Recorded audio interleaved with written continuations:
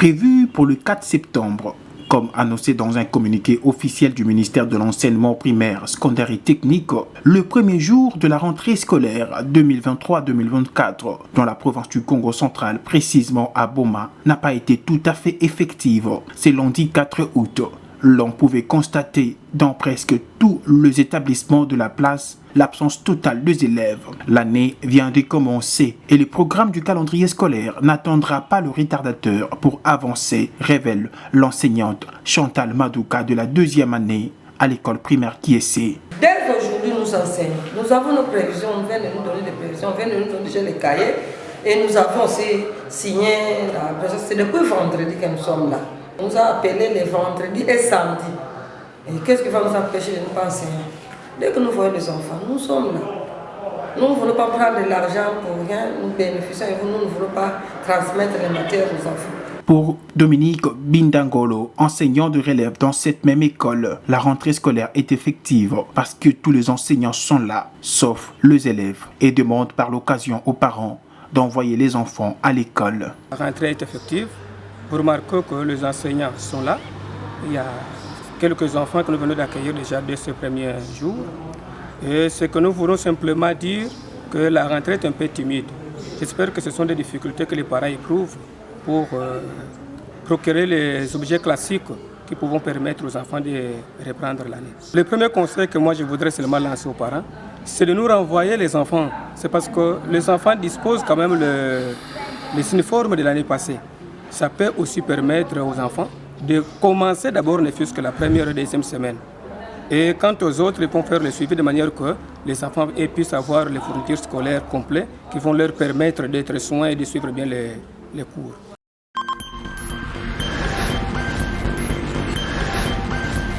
Pour la journée de ce mardi 5 septembre 2023, nos reporters se sont dirigés à l'Institut technique professionnel de Boma ITP, une école technique située dans la commune d'Nzadi. Le climat a été trop timide. L'on constate que plusieurs élèves ne sont pas présentés dans les différentes salles de classe. Plus loin, plusieurs salles de classe sont restées vides. Les enseignants ont tourné les pouces dans cette école publique, comme l'indiquent ces images. Mais du côté de la pratique, quelques élèves en tenue de la maison se sont présentés pour concilier la théorie à la pratique. Joint à ce sujet par nos reporters, Charlie Vazingila, préfet de cet établissement scolaire, estime que les parents doivent être conscients car la place des enfants, c'est à l'école. La rentrée est timide.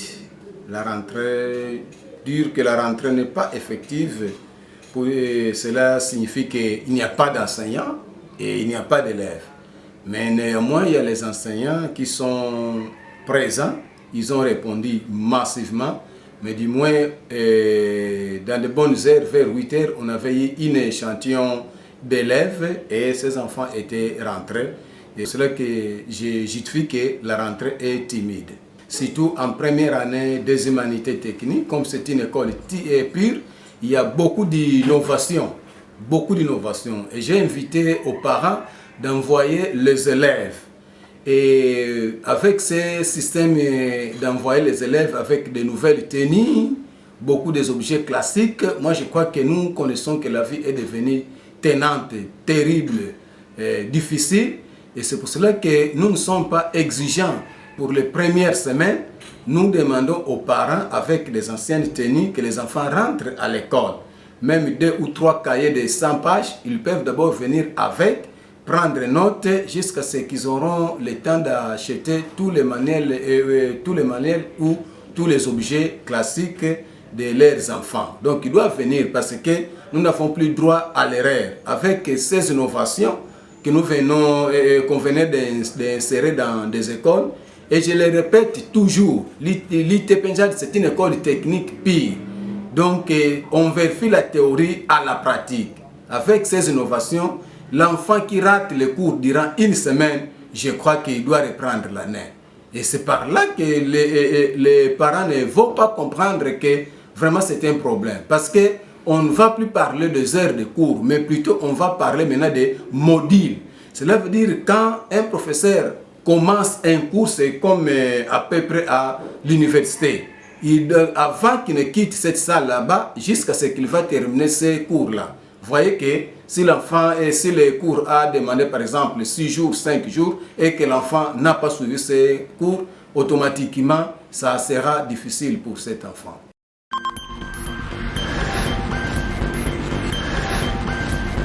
La route qui mène vers l'hôtel Maranatha, nous sommes là au quartier ITP, situé dans la commune d'Nzadi, se trouve dans un état de délabrement très avancé. Pourtant, selon ce que disent certaines personnes interviewées hors caméra, le quartier où se trouve cette route en mauvais état est un milieu renommé. Abandonné à son triste sort, les piétons ainsi que ceux qui utilisent les engins roulants éprouvent d'énormes difficultés pour circuler aisément, surtout pendant la saison pluvieuse qui s'annonce déjà. L'état de la route étant très mauvais est également la base de certains accidents de circulation en ces milieux. À quel sein faut-il s'avouer pour trouver une solution satisfaisante dans le but d'éviter le pire à l'avenir? Les routes de la ville portière et historique de Boma se détériorent.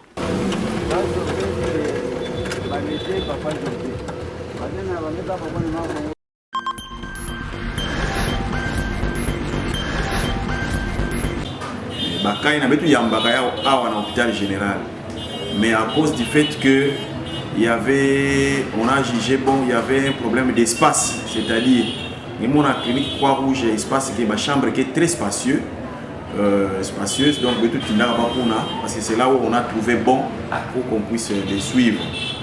Alors betu metinda bakuna betu biga ba pamba ve betu salaka ba prélèvement. Prélèvement, c'est-à-dire na ba lésion lui-même masabi mina ba wina na ba lésion betu salaka ba prélèvement betu tinda na Kinshasa ça mu Kinshasa fa na zabisa betu est-ce que na laboratoire na INRB est-ce que kimbe vango yaou to yaou mais en attendant betu na bika ba pepli na ve betu mata soigner ba betu soigner ke ba ils ont suivi un traitement normal.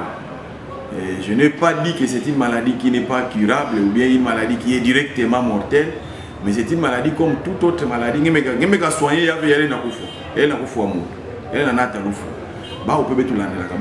soigner très bien. Il ne faudra pas que la population panique. Maladie c'est comme ça que tout bas. La fièvre éruptive, on a un hôpital. Prendre en charge. Ce qu'on va faire, c'est quoi? Tu me prélever, tu me tinda ba échantillon à Kinshasa, mais en attendant, tu me boukandi pe. Tu me boukandi, ameka beluka nandi. Ame futu kana na injo. Contagiosité, ya ke vwana kwani dia kafe. Mais er ben mena kuswe ka malade, ani na kusala ba fièvre, ambi me bimina mena zona, bena wo yobsana machu suchusu. Ana ku contaminer dia ka ba yanka. C'est ça l'information. Ba tu na ba futu kana ba famille ba en attendant betena ku vingila. Résultats, mais tout soigner que normalement ils sont sortis, ils n'ont pas de problème pour le moment. Dès que les résultats seront là, il y aura une attitude, une niveau zone de santé, une attitude comme d'abord sensibiliser ces éléments, mais de toute façon on a sensibiliser. Il a même bon fièvre, comme prévention. Population que beaucoup d'IRT, comme j'avais dit la fois passée, population bon matin zingila mingi na bilan. Ngemo na ba lundi, ba mardi be nyoso tu ko na bilan. Ngemo ko na bilanga, ngemo na dika ko mosi be ku ngeza venir ku kan. Be no melo kuta, ça no metu ba ke no mwamba na ko kila do be fana ko nya. Keba, ba puku, ba rongeur bi manestu na keba ku dia yawo, ina be me kuta ka me ku fo be no ça va venir ya me fuir. C'est de cette façon-là qu'on peut se prévenir, qu'on peut prévenir aussi cette maladie-là sur la population.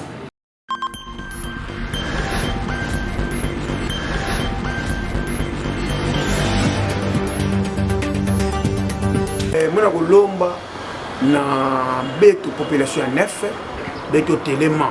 Pour télément ça veut dire insécurité que na beto na kuna na commune na beto neuf.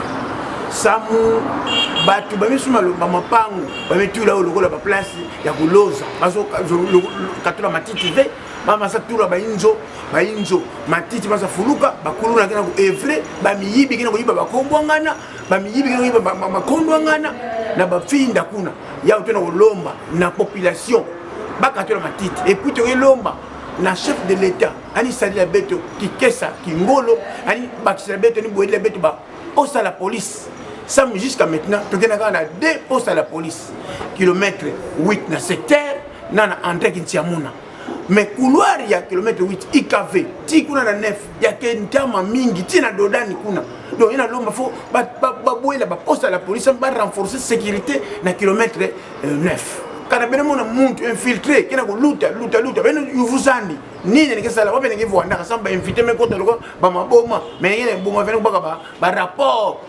samoni sala bola beto imbi beto mo fone veiller boss ngi signaler la police ba keto yayi kene ko sala ki ndumba ke baka bakala na badumbi bakena taba kuna comme bakuluna donc photo telemina mambuina nge meza bangiso de la vene yelundaka kuluna keto anike na bakala ve anike bugila bakala faut que telemina biambuina kuna kuza dénoncer kwaku na la police bazaba nini ngena kuluta.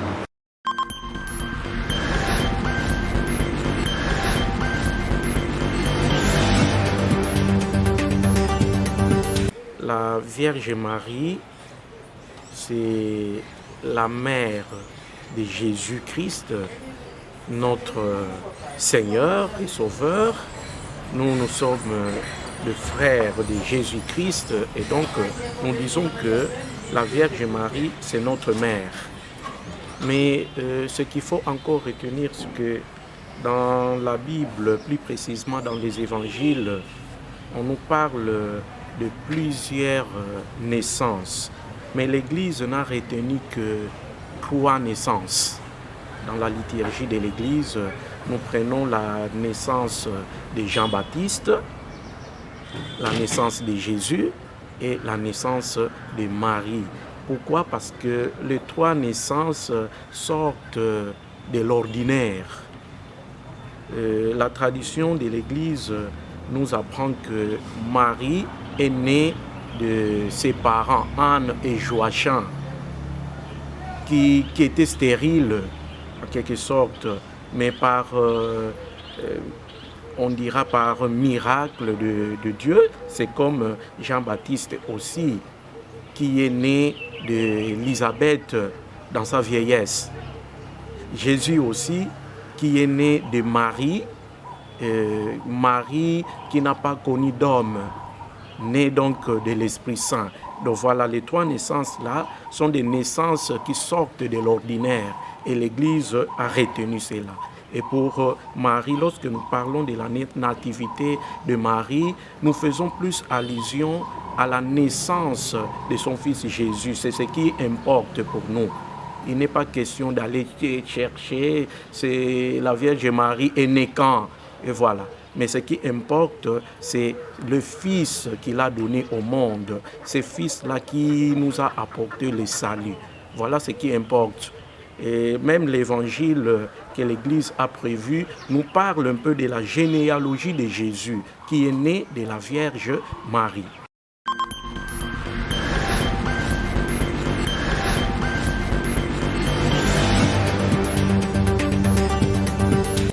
Il est le maître du projet et c'est lui-même le maître de la vie. Il appelle qui il veut, quand il veut, comme il veut. Nous nous disons merci pour les vocations florissantes qui aspirent chez nous et particulièrement pour l'admission de ces 10 jeunes qui viennent d'entrer cette année et les 4 qui viennent de faire leur prise d'habit. Nous confions cette jeunesse au Seigneur pour que leurs désirs grandissent et aboutissent. Fidèle à la date du 8 septembre marquant la célébration de la fête de la nativité de la Vierge Marie, la congrégation des Sœurs Servantes de Marie de Boma s'est enrichie de 4 nouvelles novices et de 10 postulantes. C'était ce vendredi 8 septembre 2023 en l'église paroissiale Sainte-Marie de Kangou au cours de la célébration eucharistique présidée par l'abbé Ernest Van Oukipemba et concélébrée par plusieurs prêtres venus de différentes paroisses du diocèse. diocèse. Dans son homélie, l'officiant a proposé aux lauréats 3 éléments importants par rapport à leur engagement sur la voie de la vie consacrée. Il s'agit du choix, de la mission et du destin. L'abbé Ernest Vangou a mis également l'accent sur la figure de la Sainte Vierge Marie, patronne de la congrégation des Sœurs Servantes de Marie des Boma, dont l'Église fête la Nativité. Le chemin est encore long. Nous sollicitons pour vous, auprès du Seigneur, beaucoup de grâce pour que vous arriviez à célébrer un jour le vœu perpétuel, le jubilé d'argent et d'or, a-t-il argué. C'est dans une ambiance festive que cette activité religieuse s'est clôturée dans cette partie du diocèse de Boma.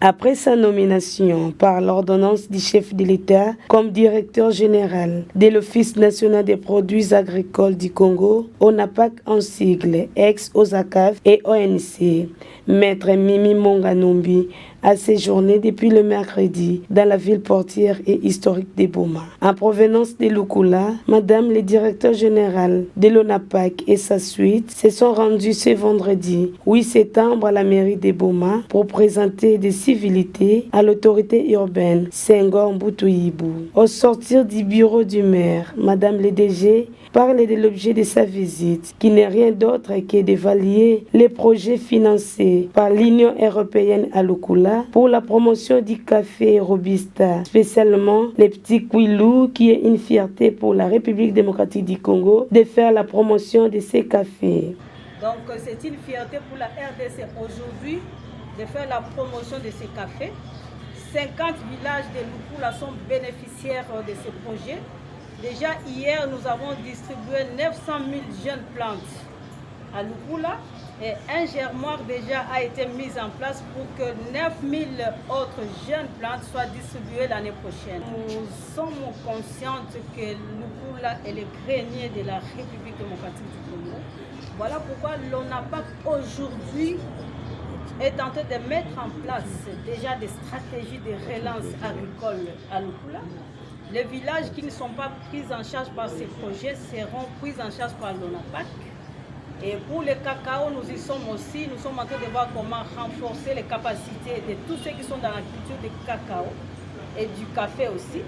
Et donc, l'ONAPAC est là aujourd'hui pour cette relance. Ensuite, la délégation s'est rendue au bureau de l'ONAPAC. Sur place, Madame le DG a échangé d'abord avec les membres de la délégation syndicale de cette entreprise agricole, ensuite avec les agents ainsi que les retraités de l'ONAPAC. Rappelons en terminant que l'ONAPAC est un établissement public à caractère technique et scientifique qui a pour objet, entre autres, la promotion de la culture et le développement des débouches intérieures et extérieures des produits agricoles et leurs dérivés, notamment les cafés, les thés, les cacao, les veillas, les noix de cola et autres.